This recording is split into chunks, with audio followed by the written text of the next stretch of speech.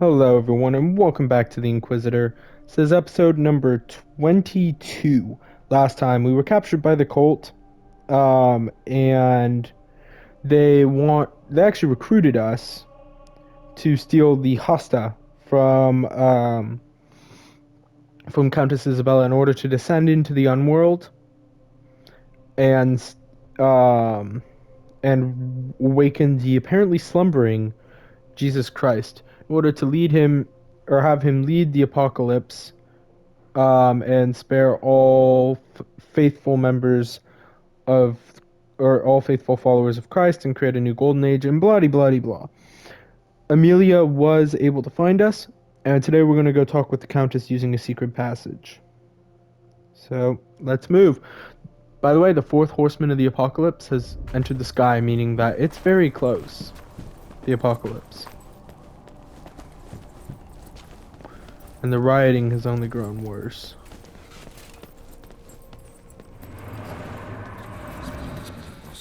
See if any of the cardinals, or I should say the cult soldiers, are out and about. Yep. Quite a few of them. Looks like we're in for a fight here.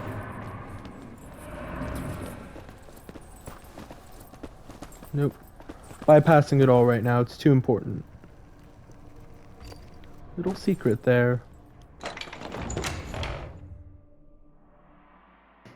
So Isabella's mansion is apparently a fortress. Matthews 10:28. Have no fear of those who put to death the body, but are not able to, and I can't read the rest. Not a soul in sight. Let's have a look inside the palace. Maybe we'll find someone there. What do you think? Where is everybody? I have no idea. Maybe they found out about the riots and fled. I doubt it. The Countess's palace is a fortress. Her guards would have no trouble defending it. That's not good. So, why isn't anyone here? There's blood right there. We'll find out soon, I hope.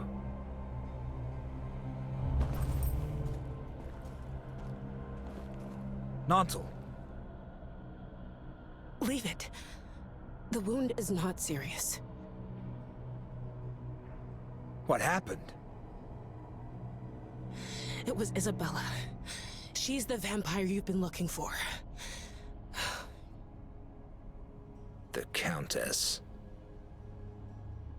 Kill her, Inquisitor, before it's too late. Use the blade from Caliga.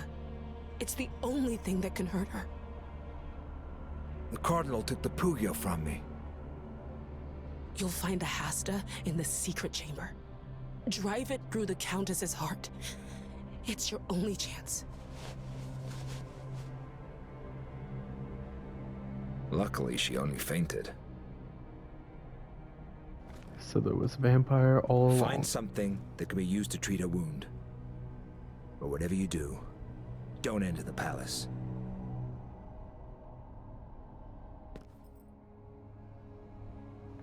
It was the Countess all along. What made her go on a rampage, I wonder? I don't expect to find anyone alive here. Another corpse. Dead.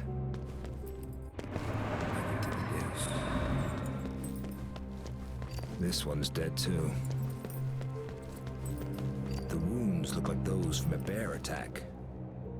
They all have similar ones. Strange. This might be the entrance to the secret chamber. I remember this from the trailer.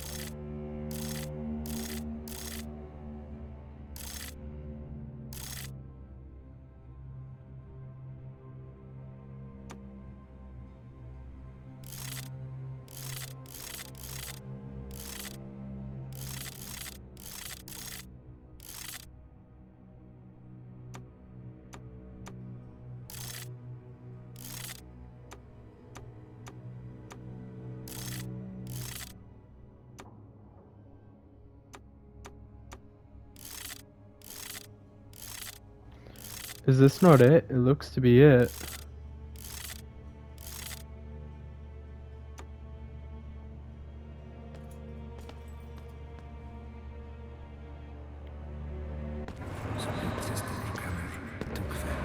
Is there something I'm missing, maybe? He's gone. Oh, someone said. Guess it was him.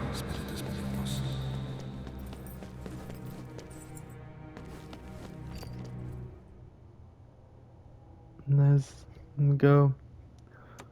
Maybe I'm supposed to move it all up.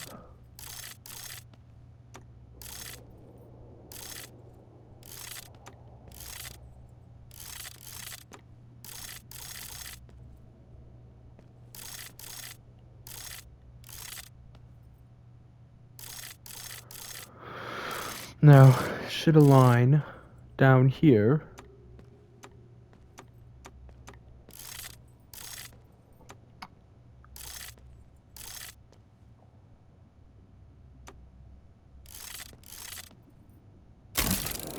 Got it. Open sesame. It's high time I ended this.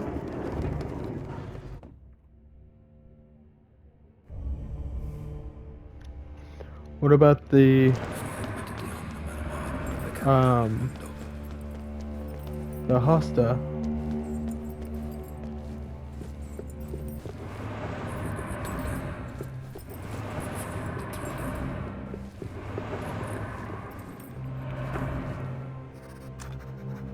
Nodal said I must stop the Countess. No argument here. I just have to find her.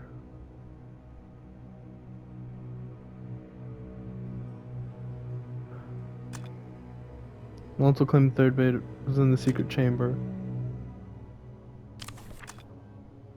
The vampire.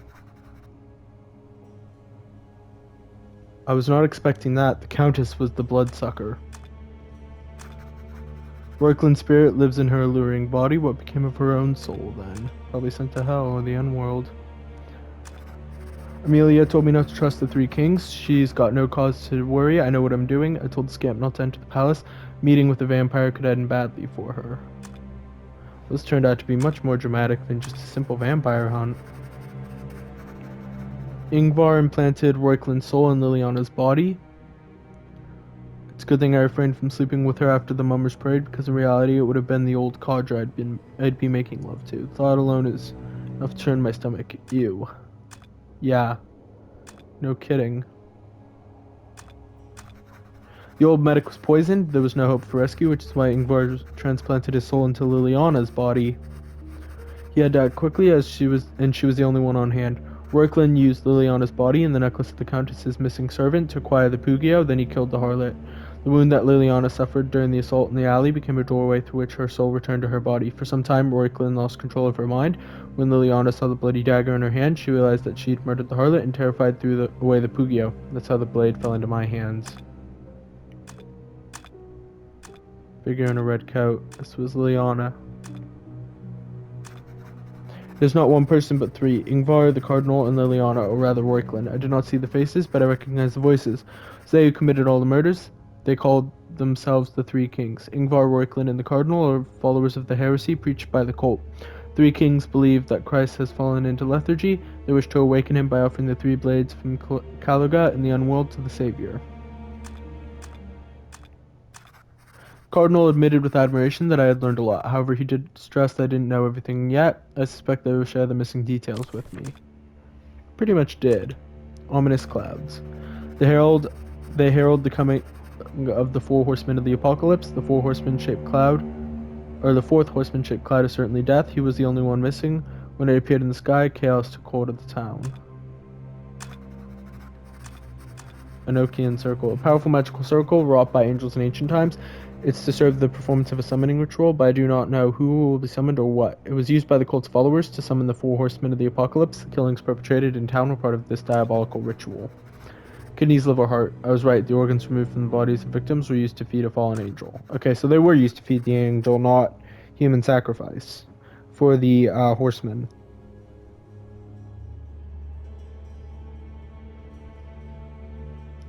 Gladius. The Gladius is in possession of the Three Kings, is the sword of a Roman legionary, and one of the three blades from Calaga. Oh. It's all clear. These symbols mark entrances to underground tunnels.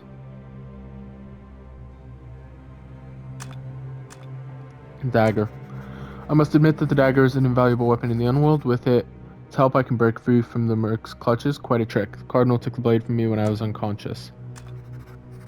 Next to the mayor's body was one of the cards from the deck of St. Tamarius. It symbolizes justice. It undoubtedly casts suspicion on Ingvar the Medic. Ingvar, Rorklin, and the Cardinal think I am the third blade from Kaloga. According to them, the blank card I drew from the deck of St. Tamarius means that I can replace any other card that takes part in the game. In this case, the Spear of Longinus. It is supposedly because of the power I carry within me. I don't know what mushrooms they've been eating, but it's high time they stopped. That's funny. When did they say that, though?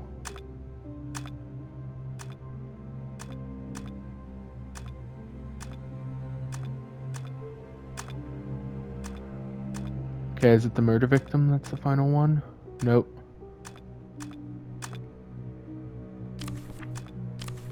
What's still in need of info? Ignis Sanctus, maybe? No.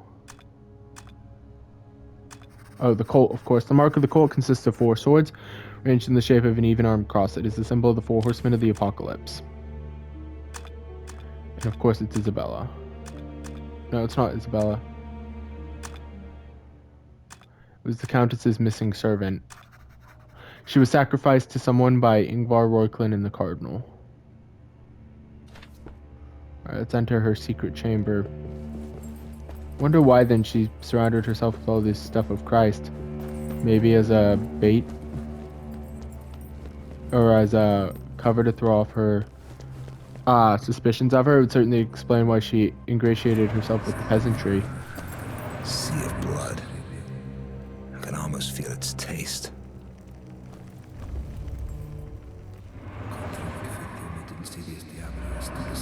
I don't want to run into the Countess first. I'm writing this note in the dark. I must probably have but a few moments left. I know it sounds insane, but Isabella is a vampire. She traps servants and the poor in the palace to slaughter them all.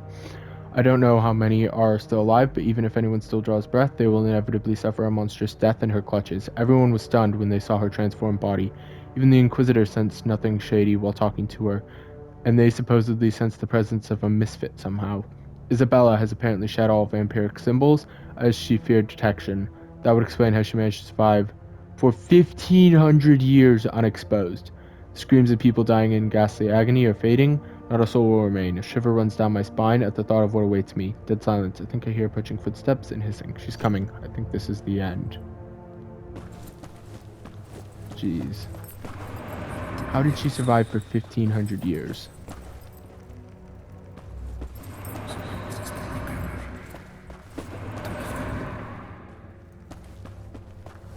Time to find a way down.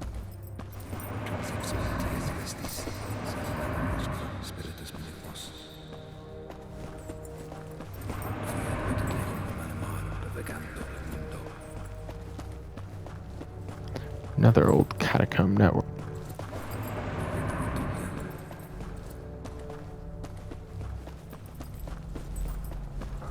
Boss fight.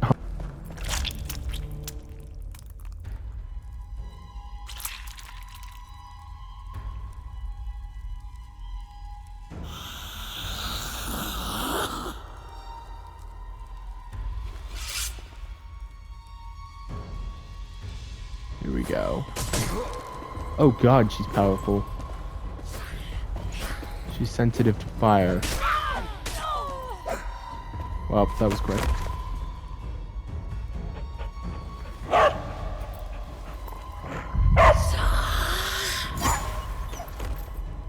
Friend! No! Friend! Get out of here!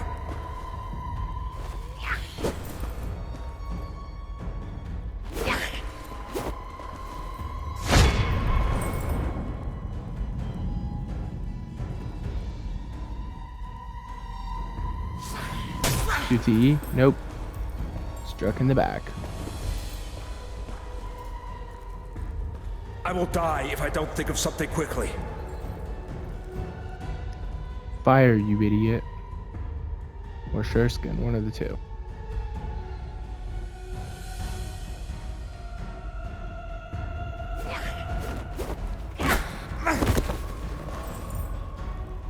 by the nails and thorns. The mask of the Mary Executioner from Tiananmen. It's my only hope. But I'm dead if I use it. It is likely enough that I am going to my doom.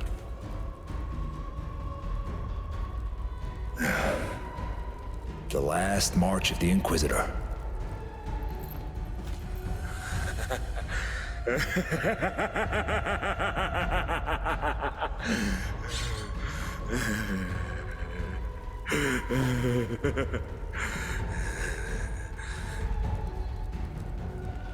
Isabella, my fair leech, dance with me, the I beseech.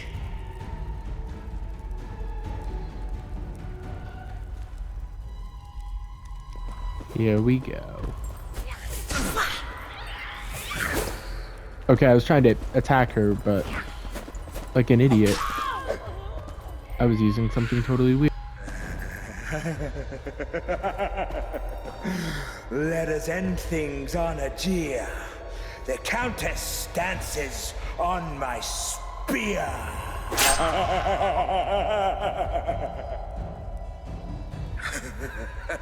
Now I hear the mask's vile chatter, telling me to grab my dagger, carve myself with proper swagger.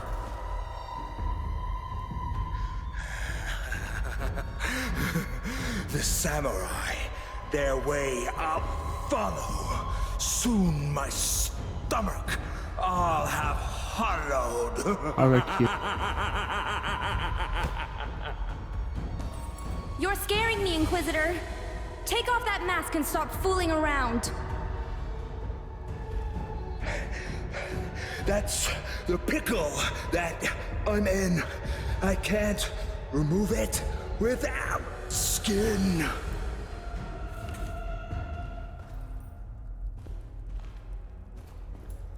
Only God and death have control over the mask. How did you manage to take it off? I just grabbed it and removed it. Lucky for me. Speaking in those pathetic rhymes was driving me crazy. What about Nantal? She woke up as I was treating her. Her wound is no longer bleeding. Why did you come here? I told you not to enter the palace. Friend ran inside. I followed him. Nantal told me to stop him, but I didn't listen, and now he's dead. He died defending you. Like a true friend. Can I say goodbye to him? Of course. Of course. Trophy earned. Gold. Vampire Slayer. Defeat the Countess. So it was the Countess all along. She had lived for 1,500 years? It's insane.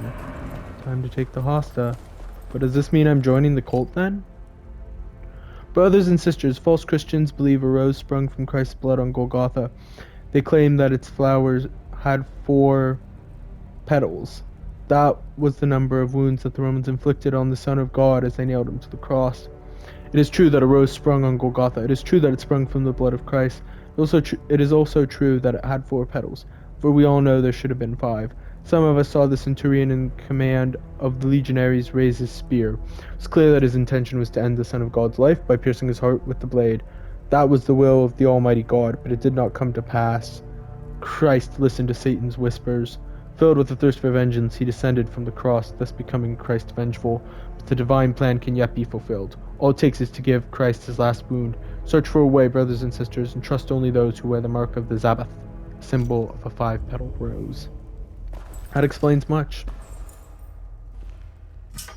I hope the Countess wasn't lying when she talked about the strength coming from the 3 blades.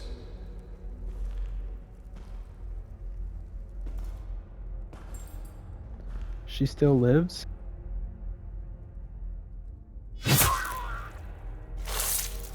No longer.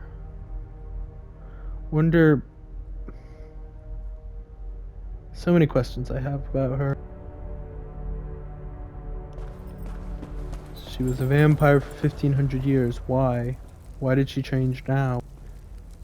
Let's go, Scamp. I must ask Nantal a few questions. Farewell, friend. I will never forget you.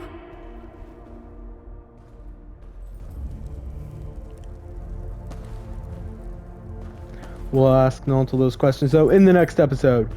Sorry to leave this on a cliffhanger. I'm just as excited as the rest of you, but we must wait. Until next time.